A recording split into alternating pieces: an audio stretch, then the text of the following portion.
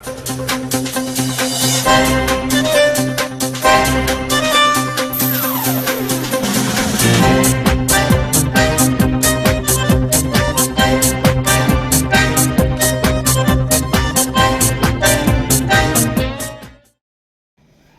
¿qué tal? Sean todos bienvenidos a esta cápsula informativa donde hablaremos sobre el tema de la estética y el discurso pedagógico de Hegel.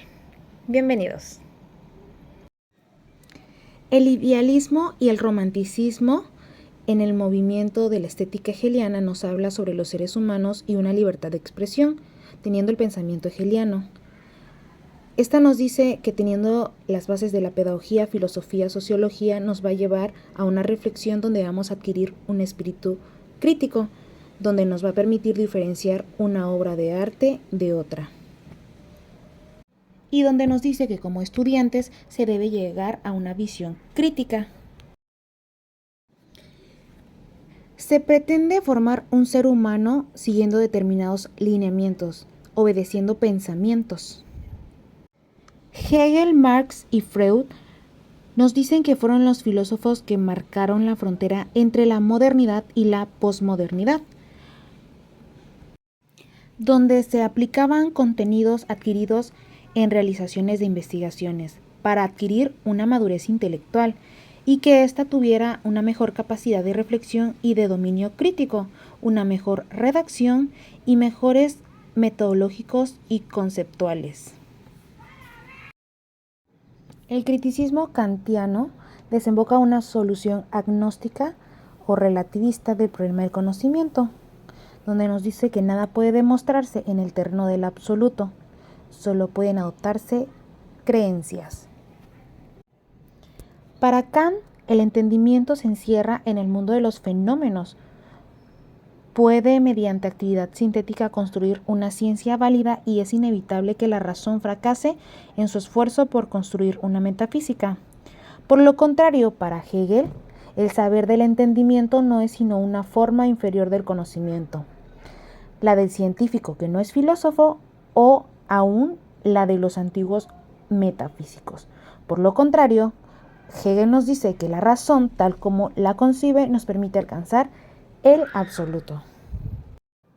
En conclusión, Hegel, su filosofía se desarrolló como o a partir de las enseñanzas de Kant. En este caso, Hegel se preocupaba por las cuestiones pedagógicas y educativas para el alumnado, para todos los educandos, y también se preocupaba por la ética y la estética. Pienso que es una manera importante de hacer una reflexión en esta actualidad para seguir con esa enseñanza, para seguir con esa pedagogía de no nada más vaciar información en el alumno, sino nosotros como docentes guiarlos o los docentes ser esos guías para los alumnos que puedan llevar a cabo su formación educativa para una mejora. No nada más de sí mismos, sino de la sociedad en general.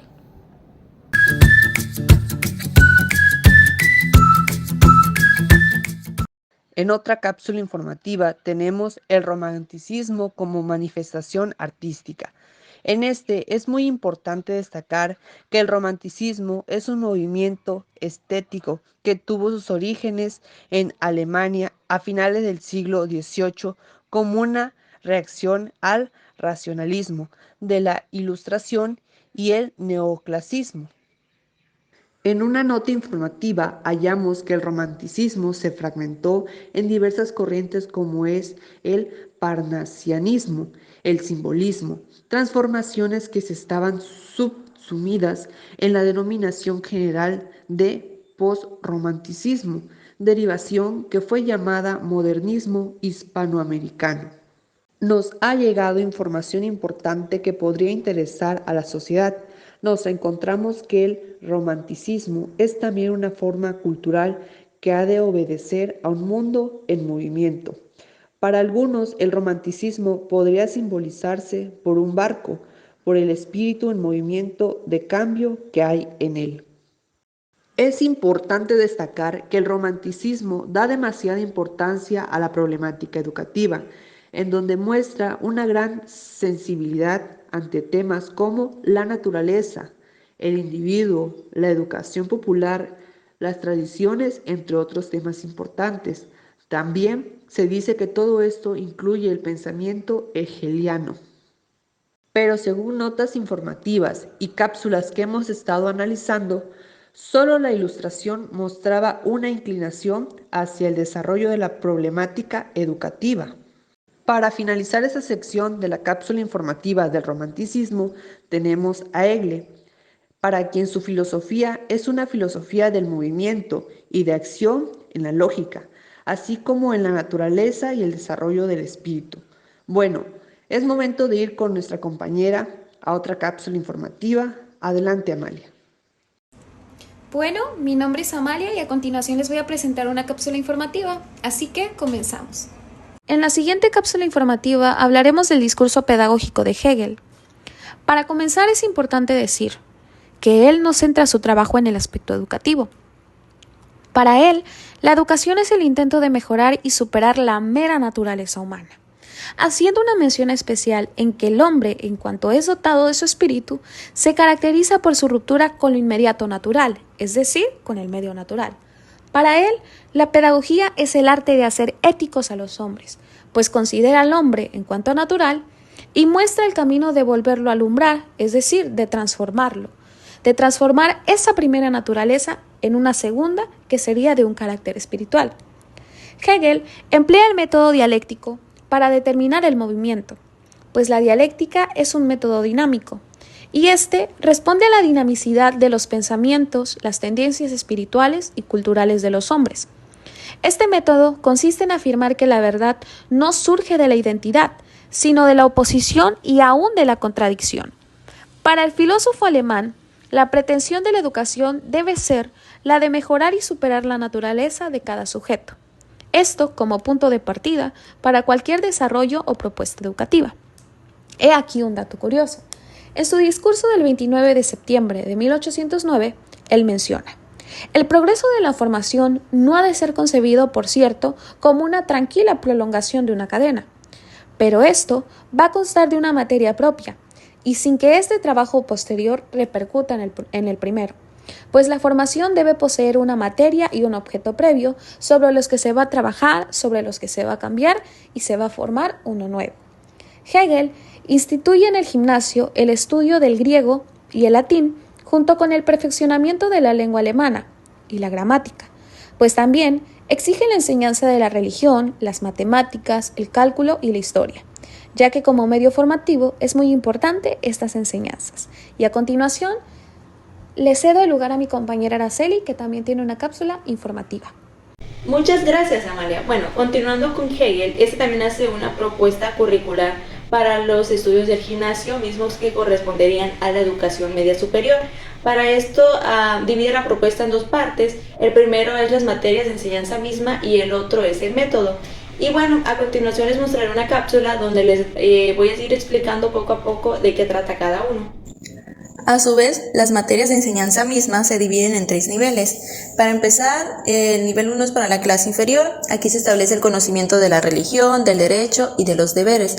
En esa parte, la libertad, el derecho, la propiedad, entre otras, son determinaciones prácticas con las que nos relacionamos diariamente y que, aparte de aquella realidad inmediata, también posee una existencia sancionada y una validez real.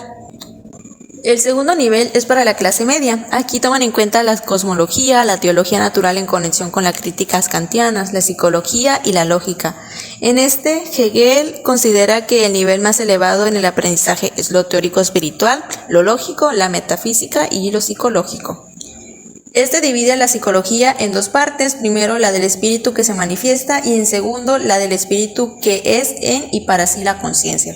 Pero también se divide en la conciencia, la autoconciencia y por último la razón. El tercer nivel es para la clase superior. La enciclopedia filosófica, la lógica, la filosofía de la naturaleza y la filosofía del espíritu forman parte y deben ser consideradas en la enciclopedia misma, dado que a su carácter es filosófico según nuestro autor. Es evidente que Hegel no está de acuerdo con Kant, pues este piensa que el arte nos invita a la reflexión pensante y no precisamente con el fin de recrear el arte, sino para conocerlo científicamente, y dice que lo bello natural es un reflejo del espíritu. Entonces, para Hegel, el arte es un elemento capital en un sistema cultural. Este distingue lo bello natural de lo bello artístico como dos maneras de considerar lo bello. Para él, lo bello artístico es más elevado que lo bello natural. De esta manera, considera que el espíritu es capaz de reflexionar acerca de sí mismo y de tener una conciencia pensante. Hasta aquí hemos visto la división que hace Hegel sobre las materias de enseñanza misma, pero a continuación vamos a ver un poco más sobre las materias del método. En este caso, Hegel critica fuertemente la tendencia pedagógica de su época. Nuestro filósofo piensa que este proceder carece de planteamientos concretos y que el razonar tiene como consecuencia la vaciedad de contenido, de información y también la vaciedad intelectual de las mentes. Por lo que él considera que para acceder al conocimiento filosófico es necesario desarrollar un método. Es aquí donde opina que el sujeto humano difiere radicalmente de las cosas y debe elevarse por encima de ellas y de sus posesiones. Piensa que mediante la dialéctica podremos pasar del mundo empírico al mundo de la libertad. Hemos finalizado con nuestra cápsula informativa, esperando que haya sido de su agrado y hayan aprendido mucho en esta ocasión. Muchísimas gracias. Hasta la próxima.